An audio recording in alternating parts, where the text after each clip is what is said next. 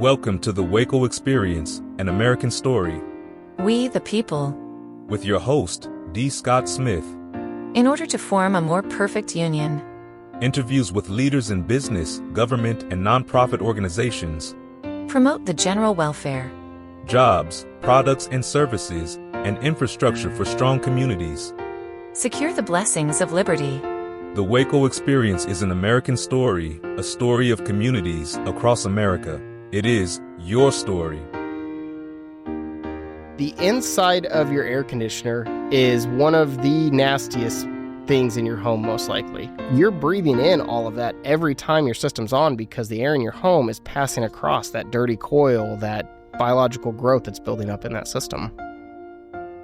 In this episode of the WACO Experience, an American story, Jared Foreseman of AireServ. I'm your host, D. Scott Smith. Each week, I bring you stories from leaders in business, government, and nonprofit organizations.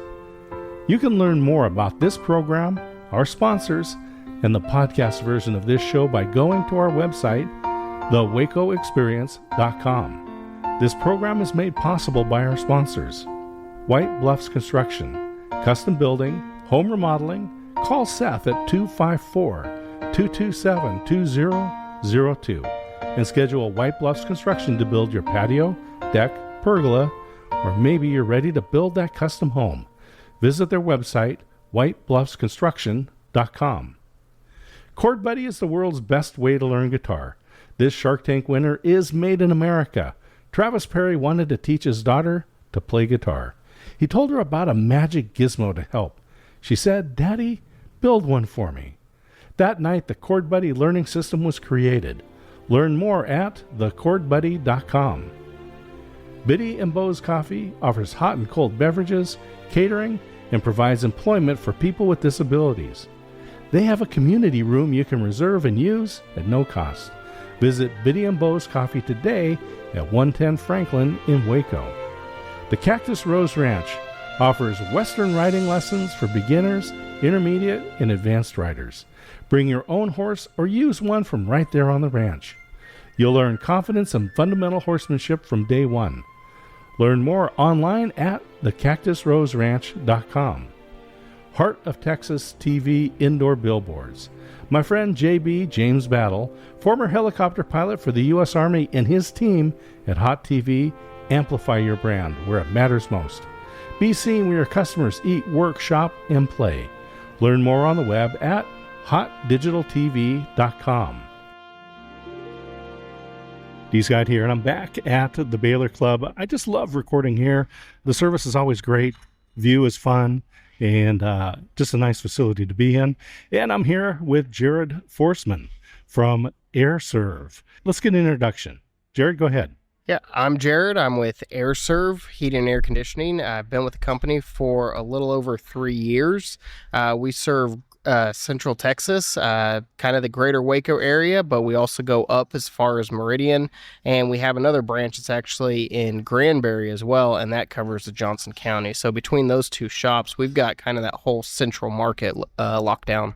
How do people get a hold of you guys? Whether it's winter, summer, everyone needs help with their heating and air conditioning. Sure, and we try to make it as easy as possible to get a hold of us. So, of course, there's the normal ways, Google search engines. You can give us a call. We have multiple ways that you can get a hold of us via Facebook. You can get a hold of us on pretty much any social media platform.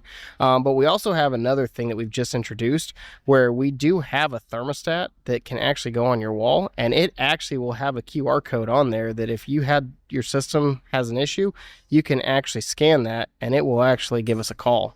I like the high-tech part of the high-tech system. So yes, very cool. So let's just talk about HVAC in general. Let's go through this. Sure. So air conditioning is one of those things that everybody needs it, but it's honestly one of those appliances in your home that you probably know the least about.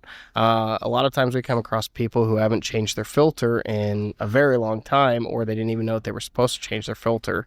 And that's one of the things that we find can be one of the most detrimental to a system, simply because not changing that filter can cause buildup on not only the inside of the unit, but it can also cause a strain on the components to cause them to run higher amps, your electric bills go higher, and ultimately it causes the system to fail prematurely. Let's stick with the filter for a moment. Before we started recording here, we were talking about COVID. Yes. People wearing masks, and you made some comments about the air in your house. Yes. All right, this is not to scare people, but let's scare people. Not to scare people, but honestly, the inside of your air conditioner is one of the nastiest things in your home, most likely. And it's one of those places where you've probably never seen the inside of it. But if you think about what's actually happening in an air conditioning system, you're having water being removed from the air that's in there. And so you have this coil inside that's constantly getting wet.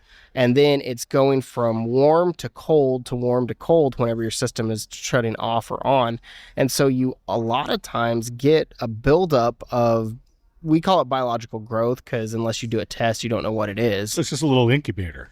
You're pretty much cooking stuff in there. And when you add a filter that's not getting changed, or a filter that's, we've been in houses where they never put in a filter, you just have really what we've opened up. And sometimes it's so nasty that we'll be like, we're going to step out and grab a mask and gloves before we really dive into this, because it's really that gross. And the thing is that your system is constantly recycling air. So you're breathing in all of that every time your system's on, because the air in your home is passing across that dirty coil, that biological growth that's building up in that system.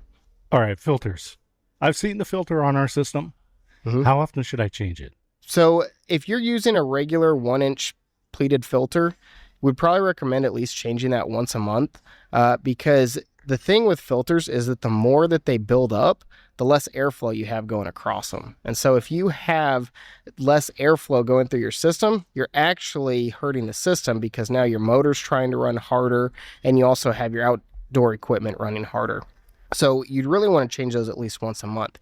However, you have kind of this push and pull thing going on, because you can get filters that are very thin, but if you get them too thin, they'll allow too much airflow and particles going through there. So therefore, you're not really stopping any dust. But if you get them too thick, you're cutting off the airflow for the system, and therefore you're shortening the life of your system. One of the solutions that we have for that is it's called a polarized filter. And so without getting too technical, what it is it is a metal base that slides into where your filter would normally go. And there's a little mesh filter that goes in there that has a foil plate in the middle of it. And so this is wired into your system and becomes electronically charged. So it's almost like a static cling. So therefore, you're allowing the air to pass through, but you're also collecting 97% of the dust that's going through that system, because it's attracting it rather than just trying to catch what's going across. So it's kind of like the screen on my TV. It attracts all the dust in the room. Correct. So a similar principle, that static collector. Correct. Is this new? So I hadn't heard about it until I started working for AireServ. So it's through Dynamic. I used to actually work on the supply side of the industry, and I'd never heard of it on that side. So this is really surprising to me, that we would change the filters once a month. I was thinking, like, I changed the batteries in the smoke detector, change the clocks, change the batteries. Is this really it? Once a month? I should be changing it once a month, because I know that's not happening. And that's not happening in my friends' homes. Sure. And I'll be honest, very rarely do we see it happening. But to keep the system healthy and to keep it clean, that would be the recommendation. All right, let's talk about the other services that you have. AC, that unit. What else is AireServ offering? Sure. So one of the things that we really focus on is airflow. And it's something that we found that in the air conditioning industry is not even taught all that much. But it's the basis on what air conditioning was founded on. And if you have too little airflow coming in, or you don't have enough size in your ductwork for the airflow that's trying to come out, you end up straining the components in the indoor or the outdoor air conditioning system. So a lot of times what we're doing is we're going in and we're looking at the airflow setup for the client. A lot of times what we've seen in the industry is somebody will say, hey, I've got hot and cold spots in their house. So say another AC company went in and they said, oh, well, you just need a bigger system. So they'll put 5-ton system on a home that used to have a 3-ton system. Well, what's happened now is they didn't change the ductwork. They didn't redo anything. Basically, what they did was they put a system that's producing more air, but it doesn't have anywhere to go. So that air just comes back onto the system and puts more pressure. So now your motors are overamping, your outdoor units overamping. And so one of the big things that we've seen is that we'll go in and we'll actually fix hot and cold spots just by redoing ductwork, or just by doing what we call load calculation, where we actually size the house and the system. So we'll look at the insulation, we'll look at the doors, the windows, what direction they face, and actually put it into a program that tells us how much airflow needs to go into each one of those rooms. And by doing that, we can actually guarantee the temperature that your system will actually get down to and balance out your home. That way it's not, well, my bedroom gets, 78 degrees, but the living room freezes out at 72 or 71 degrees. You're taking into account the house, the flow, the sun direction, and all that stuff. That's very nice. Then we talked about the filters and changing the filters. You mentioned that outside unit, something that I completely ignore. What should I be doing? What am I missing here? Sure. So a lot of times what happens, you're mowing the lawn, you're blowing off leaves, that thing is getting filled with dirt, right? And we call it an impacted coil. And so a lot of times you'll go through there and see that there's supposed to be little air gaps in between those coils on the outside of the unit. A lot of times those are filled with dirt. And what happens is that's where you're supposed to have what's called a heat exchange. And this is where all of the refrigerant is absorbing the heat from the house. And so when it comes back out to the outdoor unit, that's where it's supposed to exchange that. And that's why when you go out to the air conditioner in the summertime, you feel that hot air coming off, because it's taking that heat from the house and letting it dispel. But what happens when your coil is impacted, you're not getting that heat exchange. And so not only can it change the pressures of the refrigerant and actually cause issues within the system, but ultimately your system doesn't work as efficiently as it should. And so at that point, your electric bills can run higher. You can have issues with your heating and cooling. And so one of the things is washing it down with a water hose, making sure that you clean out those coils. Never use a pressure washer. We've had some people say, well, I'll use a pressure washer. No, don't use a pressure washer. You can actually damage it. There are chemicals that you can put on it that can harm it. So we really don't say put chemicals on it. The best thing to do is just run water through a water hose. And one thing that a lot of people don't know is dogs urinating on the condenser coils will eat those away. So if you have a dog and that's his favorite spot, you might want to put something around there to keep him from going over there. I like that. Just put up a little doggy fence around the unit out there. So that's good. Just hose it down, keep it clean. Mm-hmm. So that's pretty simple. So no problem with pouring water into it.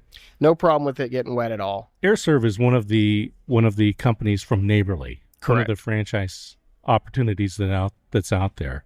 Talk about the support that AireServ gets from Neighborly. Sure. One of the biggest things is buying power. So we are a part of the National AireServ franchise. So you kind of get the best of both worlds because we're locally owned and operated. The owner lives in Granbury and then I live in Valley Mills. So we are very local. But then we also have the ability to get national prices. So we can get very competitive on equipment pricing. One of the things, too, is that we have a lot of support in new products and new technology coming out. Every year, Neighborly has what's called Reunion. That's where all the brands get together, and there's a giant trade show that's put on just for Neighborly. So every brand that has to do with air conditioning wants to be there, and they're showing all the brand new technology. We have seminars on what's coming out and kind of the way that the industry's going. And so we kind of get a leg up on it, and we have tons of avenues for continuing education. Whereas if we were just our own entity, we might be plugged into this stuff, but most likely there'd be a lot that we're missing. Today on the WACO Experience, an American Story, we got Jared Foreseman from AireServ, and we're just having a great conversation here at the Baylor Club. Jared, let's talk about how you got into this industry. Sure. Because a lot of people that are in your position maybe started off as an installer, doing maintenance work. You came into this a little differently. I did, and it was almost completely by accident. So I had gone to a Bible school out in Pennsylvania, realized that there was still a lot more schooling that I would have to do to actually complete the course that I was wanting to go on, but I had met my wife, who I realized I wanted to marry, and I needed to make some money. So she moved back to Houston, which is where she was from. I was originally from DeSoto, Texas. So two Texans moved out to Pennsylvania to meet each other. I was just trying to find a job so I could move down there, and her parents went to church with a guy who did air conditioning, and he let them know that, well, they're hiring at the place where I buy my air conditioning equipment from. And so I was like, you know what? I just need a temporary job. I'll go ahead and apply and see what happens. So I drove down there, interviewed, they hired me, and I was like, cool. So I moved down to Houston 1 week later, started my job, and started out in the warehouse. About 3 months into that, they moved me into the warranty management position. And so I ran that for about 9 months and realized that there were some inadequacies with their warehouses and how they were running it. And I let the owner know, well, I have some ideas. I could actually implement this. And he said, that's a great idea. And so he created the area warehouse management position. It's a brand new position they'd never had. And so for the next 2 years, I went through the 7 branches that they had, redid all the warehouses. I created procedures and policies to get it back to where it was running properly. After 2 years of doing that, they basically said, you know what, it's running in a way that we can have the branch managers start running this again. And so then they offered me the branch management position. And so I did that for about 4 years and tried to learn as much as I could about the air conditioning side. And at that point, they created, because the company was rapidly growing, so there was constantly positions being opened up. And so then they had created the area operations management positions. And they asked me if I wanted to move into that, and I, of course, said yes. And so I did that for about 2 years until we moved out to Waco. Being in Houston for 10 years, I'm very grateful for the opportunity that I had in there, but I also realize that I'm not a city person. I understand that. Yeah. It's good to visit, but I wouldn't want to have to live with the traffic. No. And I was spending probably about 4 hours in my car because I was over 5 different branches, and they ranged from Katy, Texas to Beaumont, Texas. And so just the commute, we lived 19 miles from where the main office was, but it would take me about an hour and 10 minutes to get into work. So you go from Bible school to operations management. Mm-hmm. Not really in your career thought when you were a young man. It wasn't. But I'll tell you, that was kind of par for the course, because even before I went off to Bible college, I was going into I wanted to be a police officer and go into the police academy. And then I did a 180 on that. And so then you learned the business through the equipment. Mm-hmm. And so you saw the components, you understood what was going on, worked with the manufacturers. How did you end up in Central Texas at AireServ? My wife and I had come down to visit in about 2018, and I actually knew of Waco because when I was a teenager, I did trap shooting, which is similar to skeet shooting, and we would shoot at the Waco Gun Club, which is over by the airport. So I was familiar, but at that point, I was, I think, 12 years old, so it was early 2000s, and there wasn't a whole lot built up out here. And of course, when the silos came in, we wanted to go see what everybody was talking about in Waco. So we came down and visited in 2018, and it wasn't anything like what I remembered. And we fell in love with not necessarily the attractions part of it, but the downtown part of it, and just the small town feel, but you still had everything you need. And so at that point, my wife and I had started talking about, well, you know what? I think that's where we want to move. And we started creating kind of a 5-year plan. And COVID happened, and everything kind of started shutting down. I was deemed an essential worker during that time, so I still had a job, and everything was good as far as it could be in Houston. So we said, you know what, we're just gonna sit tight, and we don't know what the future holds. And so we were happy. Everything was going good, and we had gone to, after everything had kind of cleared up around 2022, we had gone out to Canton, the big flea market out there, and my wife had found a mini horse ranch that we could stay at, an Airbnb. And we stayed out there, and we fell in love with the country again. And we remembered that we wanted to move out to Waco. And so on the way back, we hit traffic, and I just turned to my wife and I said, I feel like I just died inside a little bit. And she goes, I was going to tell you the same thing. So literally that night after our trip, we went home and called a realtor and scheduled an appointment for the next day. And so the realtor came over, and we were just going to get an idea on what our house would evaluate for. He passed over the little paper almost like in a movie, and I picked it up, and it was basically double what we paid for the house. And I said, "Are you kidding me?" And he goes, "Nope." And so at that point, we made the decision right then and there that, all right, we're going to jump. We're going to go do this. I unfortunately felt bad because I had to go into my office the next day and let them know what we were doing. And they were kind of shocked by it because I was like, I don't know when it's going to happen. But a month later, we moved to Waco. And how I got a part of AireServ was that they were one of my clients out in Houston. They were actually doing quite a bit of business with the company I was with. I saw that they were hiring out here in Waco. And so I applied. They had a pretty rigorous interview process. So I actually did 4 interviews before they hired me on, but they hired me on. We got an apartment and moved out 1 month later. It's funny because we toured Texas in April a year ago, just over a year ago, and decided in May that we were going to move out here. September, we were here. Mm-hmm. So we made a quick turn. A friend of mine who's a mentor also said, because he had made a big move from Oregon to Franklin, Tennessee, took him 3 years in process. And I talked to him about coming to Waco, and he's just like, if you're going to do it quickly. Mm-hmm. And you followed similar advice. You guys came out quickly. What about family, friends? What was the reaction on such a quick turn for you guys? There was a little bit of shock. We had already told our family and friends that we wanted to move out back in 2018, but then we hadn't really talked about it that much. And I think a lot of them thought that, it was kind of I think they thought we had kind of a pipe dream because we found a lot of people talk about moving or wanting property, but, it just, that would be nice one day. But we were really serious about it, and we were setting goals to actually do it. And so it did take everybody off guard a little bit, but I think after they realized that we were serious and we were really doing it, they jumped on board. And actually, now that we have, we live out in Valley Mills, and we were able to get 10 acres out there. And so now that they've all come and visited and seen it, they've all been really excited for us. And I'm not surprised. There is some beautiful land out there. It is. At Valley Mills, that whole area. It is. It's you found a good spot. You found a lifetime spot, maybe. We did. I mean, that's the plan. We don't want to move anywhere else. We feel like we were very happy in Houston, but we never felt like it was home. And it was very hard to form a community, even with friends and things like that, because a lot of times they'll live an hour and a half away from you, even though you're in the same zip code. Being down here, we've already been able to make a community, and we feel like we've made lifelong friends. And so it really feels like home being here in the greater Waco area. Let's talk about the future for HVAC. A lot of technology changes going on in all industries.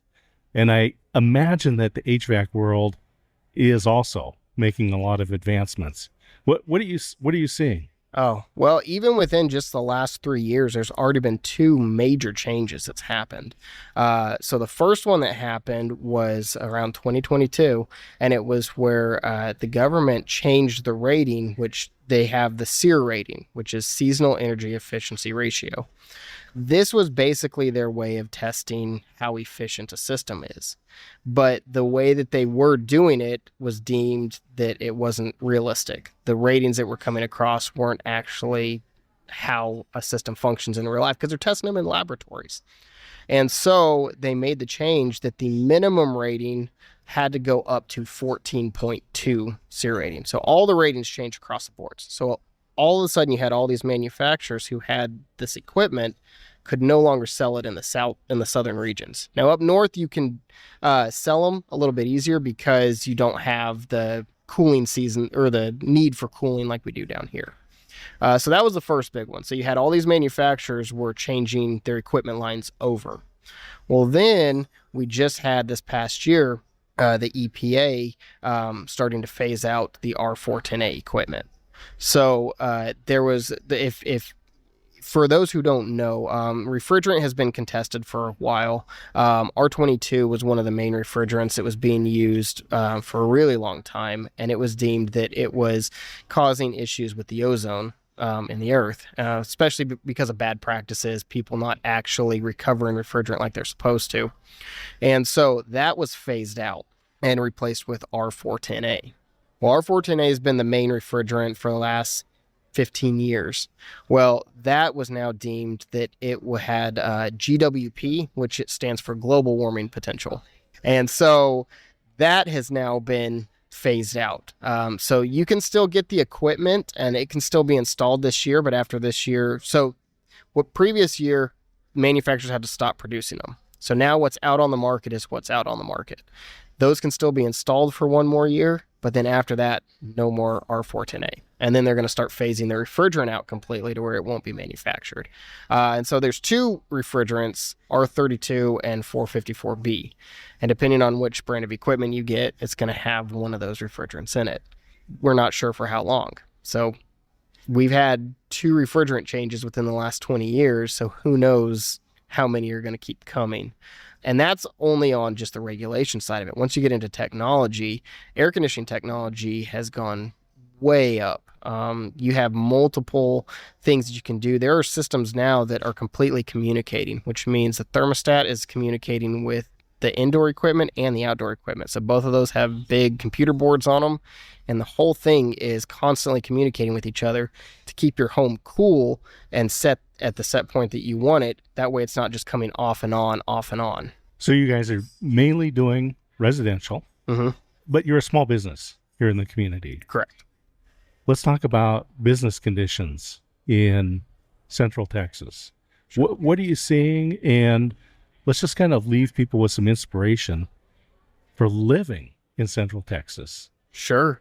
I mean, from what we've seen, Central Texas is constantly growing. Even when I've talked to friends who live across the country and they talk about the job markets and how hard it is to get a job or the living conditions, I'm not seeing that here. I'm seeing, when other places are saying that they're getting stagnant, we're still seeing growth, especially here in the Central Texas area. It feels like more people are coming in every day. And that's been really cool to see because it's helped us stay on a growth rate as well. Just because people are always going to need air conditioning and they're going to need quality air conditioning. And especially because this area is big on taking the old homes that were here and renovating them and upgrading them. That's what we specialize in, especially with the ductwork that is not adequate anymore. And so I just see nothing but good stuff for the business market here in Central Texas. Well, we got Jared Foreseman from AireServ. Thank you for coming in today and giving us a little glimpse into the world of HVAC from a service provider point of view. And let's wind up with jobs. What about finding technicians? And what do you see as a career for our young folks who are thinking, what am I going to do for the rest of my life? So I definitely recommend getting into trades. It is something that I think is going to be around for a long time, especially the air conditioning trade. One of the things that we look for is somebody who has the right attitude, somebody who is going to work hard. And so the skill set can a lot of times be taught. And we do have training programs that we put each of our employees through. And so really, if somebody really wants to get into it, they can go on through a college or even what I did and get into a wholesale company and work your way up. It's a great way to get your foot in the door and get something on your resume that says air conditioning, because a lot of times that's what HVAC companies are looking for, someone with experience. The WACO Experience, an American Story, is a production of D. Scott Smith Company, all rights reserved. Thank you for listening.